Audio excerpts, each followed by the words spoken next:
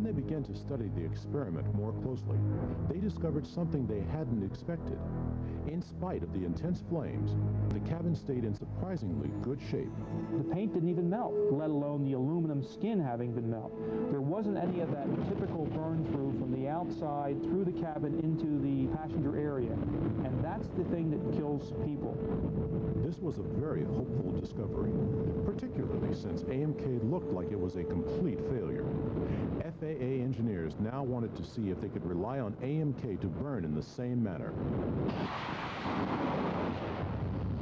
And so we recreated this experiment with a section of an airplane fuselage, and we measured the temperature inside the fuselage and the temperature on the outside of the skin.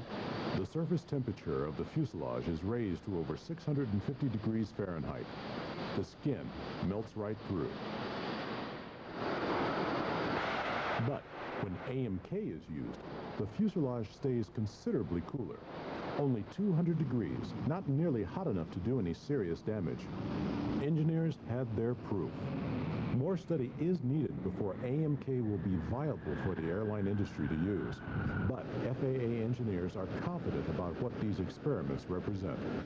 The team of FAA engineers, including myself, who worked on this, were very proud of our accomplishments. We collected a lot of valuable information. Some of the tests were successful, some of them were failures, and it represents the kind of testing that the FAA conducts here to improve flight safety.